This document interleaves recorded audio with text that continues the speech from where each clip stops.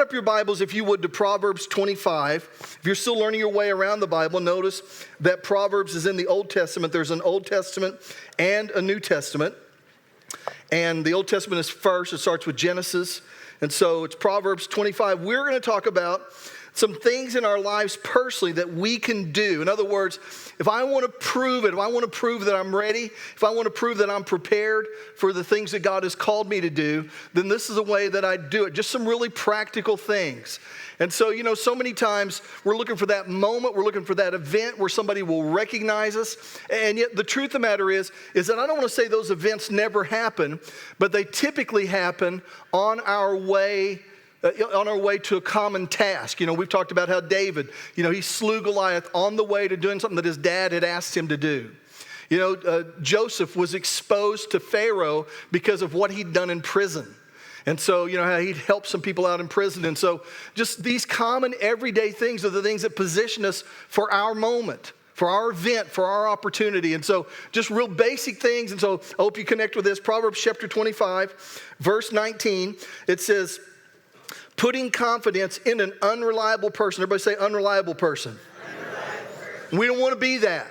We don't want to be that, right? So putting confidence in an unreliable person in times of trouble is like chewing with a broken tooth or walking on a lame foot. That's pretty descriptive, huh? You didn't know we were going to talk about dentistry today when we came in here, did you? So he's talking about that to put confidence in an unreliable person is like when we chew with a broken tooth. You say, well, what does that mean? Well, the truth of the matter is that your teeth may be fine, but if you've got some issues or there may be things that are wrong with them, but if you have issues, you don't realize that until you need them, until you begin to chew, and then all of a sudden you're aware of like, oh man, hey, something's wrong here. And the same thing's true with like our foot, that it may be fine as long as we're resting, but the minute we get up and we put pressure on it, then it creates an issue for us and creates a challenge for us. And so with each one of us, as we do this, that we put pressure on those things when we need them, it becomes apparent to us that I can't rely on it in this moment when I need it most. And he said that to put confidence in an unreliable person is the same way. Proving ourselves and building a reputation truly takes place in the grind of life. It takes place in the everyday things that we do. It takes place by just showing up when we say we're going to show up. It takes place by just when we commit to something, following through with our commitment. Now, let me just say this, that these kind of messages, I know they challenge us, can make us feel uncomfortable, because I don't know of any of us that have our act completely together in every way, in every shape, form, or fashion. And I'm no different. I mean, as I begin to talk about this, I begin to think about areas of my life that I have to do better in, areas of my life that I have to improve in. And so I don't want anybody to leave here feeling condemned, but I'm okay if we feel convicted. Convicted causes us to want to change, to want to do better. So if you're in here and you're like, oh man, I'm such a mess up, I'm going to give up, then no, that's not conviction, that's condemnation. Conviction doesn't cause you want to give up, it causes you to want to rise up. So we want to rise up and do better. We want to be a reliable person. As Christ followers, we want to be people that they can count on. For years, the church I grew up in didn't talk a lot about witnessing to people. It was a great church, and I'm very grateful for that element of it, but it was just, soul winning was not an emphasis. But when I was in high school, I had there was a Baptist youth minister at First Baptist, and he began to just impact our schools. He impacted my life personally. And as I began to go there on Sunday nights and Wednesday nights, there was a huge emphasis there on telling people about Jesus, and it's forever become a part of who I am. In other words, I think it's something that's lost in the church that I don't think we as Christians have nearly the burden for souls that we're called to have. And I'm going to tell you, people getting saved here and people getting baptized here is always going to be a big deal at Cedar Point Church. We're always just, I got a text after the services a while ago. Some parent texted me and said that their little boy gave his heart to Jesus this past week and want to know when he can get baptized. We celebrate that kind of stuff. And so we're called to be witnesses. We're called to tell people about Jesus because we have the most important message that humanity needs. But here's the thing. Even though that we're called to tell people about Jesus, the thing that gives us access into their life and into their world are these things right here. Because we can tell people about Jesus all day long, but if in your boss's world, he can never count on you being there. She can never count on you being there. then you lose credibility. And when you lose credibility and you're the messenger, then it affects your message. So one of the things that gives the messenger credibility for their message is in their world when we commit to things, that we show up, that we do what we're supposed to do, that when people are under pressure, that they can count on us, that if we say, I'm going to be at a place, then we're at that place. And those things cause this. So number one is this, that an area we get to prove ourselves in. Number one is this, be someone others can count on. Now, again, I know that, it's like, we're talking about this in church.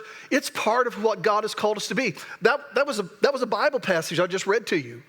That wasn't a self-help book. That was a scripture from the book of Proverbs. I view Proverbs as kind of like God's personal Twitter account. You know what I mean? So he's tweeting stuff like that. And so on his Twitter account, he says that, and so we don't want to be that unreliable person. We want to be a person that people can count on, that we're there. It gives us credibility. It's a way that we prove ourselves. It shows that we can be counted on and trusted. So number one is this, be someone others can count on. Look at number two, if you would. Go with me, if you would, to Proverbs 11. Proverbs 11. So, you think about, chewing, it's a common thing. Walking, it's a common thing. I remember years ago when I was too old to play baseball, that you're too old to play baseball, you start playing slow pitch softball. And I remember that I'd gotten on base, and the guy hits a ball, and I'm on second, and I'm rounding third, and I'm looking at the guy that had already scored, and he's standing behind the plate, and he's beckoning me to come. So I'm going home, and he goes, slide. Well, I had shorts on, and so but I'm like, okay. So at that time, I was all about winning, so I'm like, yeah, I'll slide. And so I was getting ready to slide, but I didn't realize that he thought it would be funny to tell me to slide because he knew I had shorts on. And just before, as I'm getting ready to enter my slide, he goes, no, I'm just kidding. Well, all this is happening in a minute, and I'd already be on my slide, and so I tried to catch myself. And when I did, man, I tweaked my knee. And for months, man, I probably should have went to a doctor, but for months, I could hardly walk on it. I mean, I put most of the pressure on the other leg because I couldn't count on this one. It couldn't bear its own weight and bear its own load. Well, the same thing happens to us whenever we're in a place and other people are looking around us and we prove untrustworthy. Somebody else has to step in for us. Let me tell you something. In the world that we live in out there, as you go to your job, as you go to your school, as you go in your community, there's a lot of people out there, they don't care if you've got the biggest Bible on this side of town. They don't care if you pray over your food. What they want to know is, can they count on you? Especially when they're in trouble. Especially when everybody else isn't showing up, but you're there. It's just we prove ourselves in these common, chewing is a common thing. It's an everyday thing. Walking is a common thing. And yet he said, unreliable people, even in the common everyday things, you can't put any pressure on them. You just never know if they're going to be there. You never know if they're going to show up. What's their reason going to be this time? And so it's one of the ways that we prove ourselves, that God has said we can prove ourselves, and that is that we don't want to be unreliable. We want to be faithful. Look at number two, if you would. Number two in Proverbs chapter 11. Proverbs 11, verse 12. It says this, it's foolish to belittle one's neighbor. A sensible person keeps quiet. So it's foolish to belittle our neighbor. A sensible person keeps quiet. And then it says this, a gossip. Everybody say gossip. Let's get ready to tell us what a gossip does, okay? So a gossip goes around telling secrets, but those who are trustworthy can keep a confidence. Again, I know this is basic stuff, but one of the ways that we prove ourselves faithful is, can we be trusted with people's vulnerable areas? Can people share their challenges with us and know that it stays here? And know that we're not going to tell anybody. I used to, I probably still do it some, but there'd be people in our church, in other churches, not this one, but in other churches, there'd be people like, okay, they've got the ministry of ushering, they've got the ministry of caring for babies, they have the ministry of caring for students, and this is the ministry of information. You say, well, what's that for? They give information to everybody. And so, or telephone, telegraph, and them. And so here's the thing, is that, we are called to be trustworthy with people's most vulnerable parts of their life. James says this, James 5 says this, confess your faults to one another so that you may be healed. One of the things that creates healing in our soul It's when we can share with somebody our vulnerable things, the things that we struggle with. Now, my experience has been that men are the worst at this. That we try to carry stuff that for whatever reason we don't want to be vulnerable, and so we don't tell anybody. And the problem is we fight these secret battles and we end up losing them often because they are secret. I'm not saying they have to be public, but they can be private. Who do you have in your world that you can share your challenges with, your failures, and know that they're going to love you anyway, and they're going to give you godly counsel? Not just pat you on the back and send you on your way. They're going to give you godly counsel. I have people like that in here. You know, I see the Lilies over here, I see the Braces over here, different people like that. I share challenges with them, and I know they're faithful. I know they don't tell people those things. That's priceless to me. How do you put a sticker on that? And we need that in our lives. We need that. It's one of the ways that God heals us, is to be able to share, I failed here. I'm struggling here. I don't know what to do in this situation. Whenever I counsel people, 3 things I commit to them when they come in my office, I'll say this. First of all, I won't tell a soul. I won't even tell my wife what you're dealing with. I want you to be able to trust me. Second of all, I may not be struggling in the area that you're struggling in. I might be, but I may not be. And so I'm not going to judge you or treat you any differently, because just because you're sharing with me an area that you struggle in that I may not, I have my areas that I struggle in that you may not. And so it's a privilege to me whenever people share the places that they're challenged. And we should view it as a privilege that somebody would trust us so much that they would be vulnerable with this broken part of their life, that they would share it with us personally. That they're in such a place that they feel so overwhelmed or so challenged that they don't know what to do with it. And they're looking for that one soul, that one person that they can say, I don't know who else to talk to. Can I trust you? Faithful people don't expose. They don't reveal. They're confident. They're confidential. And so we do that. And then the third thing is that I tell people, and I'll be honest with you. I'll do my best to tell you the truth. Even if you may not like it, I'm going to be honest with you and tell you the truth. But we all need that person. So I got 2 questions for you. Who's that person for you? Who do you have in your life that's faithful, that you can share with, that you can tell and you can trust with this? So that's a real important question. All of us need that person. And then here's the second question, which reveals something too. Who are you that for? Can people trust you? Are you a safe place that they can go to and say, I don't know what to do, I'm struggling. And know that as soon as they leave your presence, you're not going to tell 20 other people. It's such an incredible honor that they would share this vulnerable part of their life, that this area that they failed in or struggled in. And all of us have them, right? Don't we all have those areas that we're like, I want to do better here. I wish I did. We all have those areas. I have them. We all have them, but there's something about being able to talk with somebody and let them journey with us, and they'll be honest with me and tell me the truth, even if it's uncomfortable for me, but I'm okay with that too, because I know this conversation stays here. It doesn't go any further than this place right here. And so in this everyday kind of common thing that we put little value on at all in our culture, because there's so much access to information that it's almost like a prize to be able to know something that nobody else knows and then be the vessel that shares that, as opposed to being the vessel that you know things that hardly anybody knows and being the vessel that doesn't expose somebody else. It's an incredibly powerful thing. And it gives you access to people's lives because it says to their heart, I can trust you. We prove ourselves by how we handle those vulnerable things, those disappointments, those failures in the lives of those around us. The Bible says that love doesn't expose, that it doesn't reveal, it covers. And so we all need that person. For our soul to stay healthy, for our mind and emotions to stay healthy, we need people in our lives that we can trust with that. And if you don't have anybody in your life like that, let me say this right. You need to get new friends. You need to find new people to put your trust in, your confidence in. And then second of all, if you've been a person that people can't trust, we need to change, right? We need to change. We need to grow. We want to be faithful with people's vulnerable stuff, with their disappointments, with their challenges, with their not there yet conversations. We need to be that person. So number 2 is this. Be someone who can be trusted with other people's secrets. Be someone, a gossip goes around telling secrets, but those who are trustworthy can keep a confidence. Those who are trustworthy can keep a confidence. So number 2 is this. Be someone who can be trusted with other people's secrets. Look at number 3 and we'll close with this. Go with me, if you would, to 1 Corinthians 4. It's in the New Testament. It's like the 7th book of the New Testament. So there's Matthew, Mark, Luke, John, Acts, Romans, and then 1 Corinthians.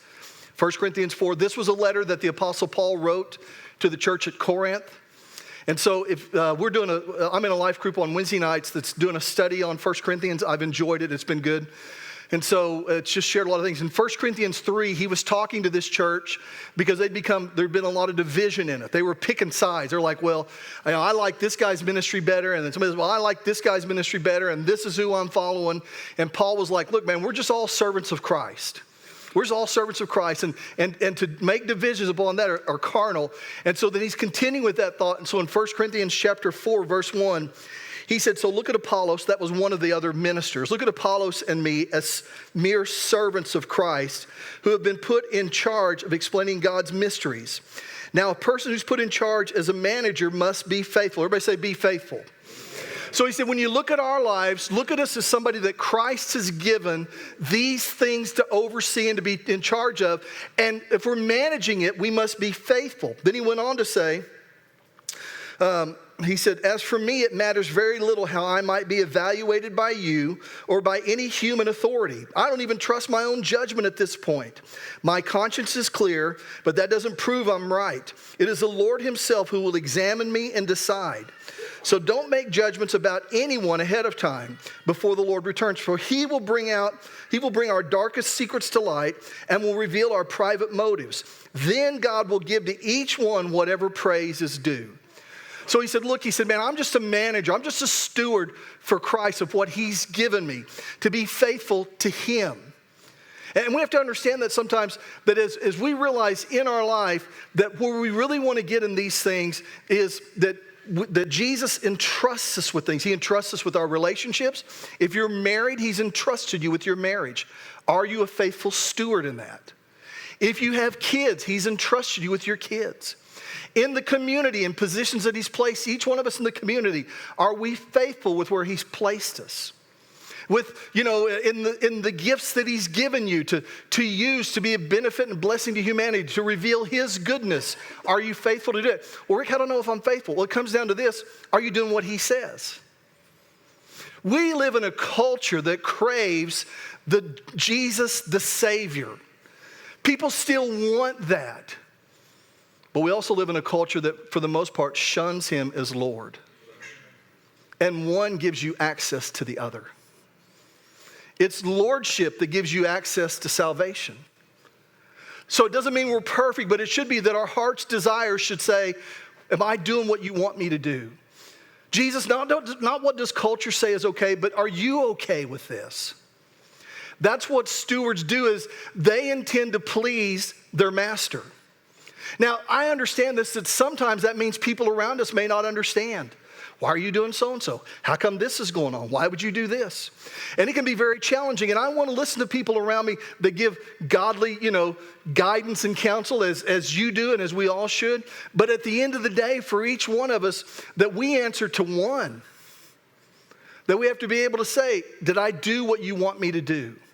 One of the greatest challenges, and you probably have this challenge too in different areas in your life, but for me, one of the greatest challenges that I have with what I do is I always want to be understood. And sometimes things happen or decisions are made that you don't have the liberty. I don't have the liberty to share everything I know or everything that's taken place. And so you feel like you're at the liberty of whatever anybody else can say. You ever felt like that? The people can say whatever they want to, but because you're trying to do what the Lord wants you to, that you're kind of you feel like you're at a disadvantage. I've been here before. It's like sometimes people aren't telling the truth. You're like, man, Lord, I feel like they have me at a disadvantage. And so I think we've all been there, but sometimes, we just have to understand this is what God's called us to do. And, I remember back in June, whenever we were talking about the building, And so, and I was going to challenge all of us as a church, to get involved and to give. Can I be real transparent with you? And those of you that know me know this is true. That was really uncomfortable for me. One of the things that I dislike talking about most in church is money. I'm just very uncomfortable with it. There's such a stereotype for ministers. And quite honestly, I think that I'm kind of too far to the other side. I really do an injustice to us sometimes because I don't do that enough. And one of the challenges I have is because, sometimes people say, well, all the church wants is your money, which has always challenged me a little bit, because the truth of the matter is that you can show up through the doors and partake of anything that we have here and not give 1 cent. I challenge you to go down to the movie theater today and see if that works down there. And yet I never hear anybody say, all the movie theater wants is my money. Never. Now, I like college football. I like them all, but a lot of times I get to go to OU games. And sometimes those tickets are expensive. You may pay $100, $120 for a ticket. And it's built for the hips of a 12-year-old girl. And I don't know if you've noticed. I'm 2 12-year-old girls. And so, I'm sitting in this seat, and the guy next to me is 3 12-year-old girls. And we're just kind of like this. I never hear anybody say, all they want is your money. And yet, the devil's kind of convinced us that we do that. And I get that. And so, it really is a challenge for me. But I remember when we were talking about that in June, I was like, Lord, I don't want to talk about this. Because I know there'll be people that show up and they see, I told you that's all that church thinks about and that type of thing. And I don't want to just validate that stereotype. I don't want to do that. And I remember I talked to my pastor and I shared with him my challenge. I'm like, and he said this to me and it really challenged me. He said, you're going to have to be willing to be uncomfortable and make the people that God has entrusted you with uncomfortable in order to get to the place that God has called you guys to go. Which means you may be misunderstood. Which means that you can't share everything that you know, or you may not be able to, or answer every question that people have because you may not know every question. But at the end of the day, as a steward, even in the light of being misunderstood, the ultimate question is, am I doing what you want me to do? Because Jesus, sometimes I feel this pressure to yield to other forces, to yield to other opinions, to yield to what other people think, to yield to my own insecurities. And anytime I do those things, they take me to a place that you're not always pleased with. And I know if I do this, there'll be some people that misunderstand. There'll be some people that are disappointed. Some people may even say, I'll never come back. And I hate that. I'm not an easy come, easy go kind of person. It hurts my heart when people leave.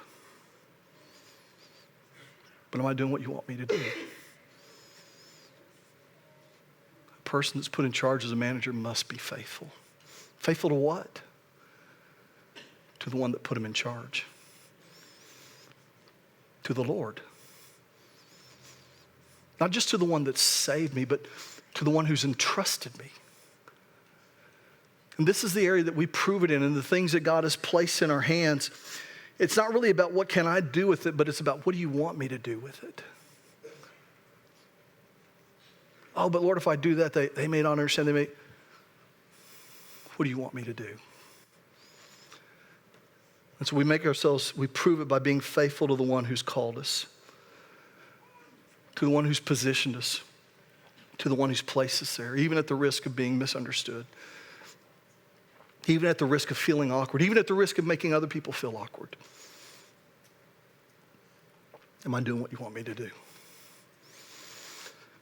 And these things that we just kind of call simple every day until we're faced with them, until we're challenged with them, until it's inconvenient, until it's uncomfortable, until it feels unfair.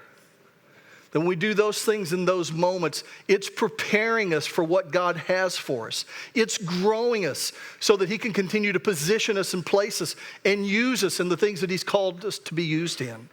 Not just in church, in our family, in our community, with the things that are around us, not just on Sunday, but Monday through Saturday too. Because we're stewards. And good stewards are faithful to the one that's entrusted them. It's about lordship. What do you want me to do? And every day we answer that question. by what we do. And it positions us and proves us for what God has for us. I want you to bow your heads and close your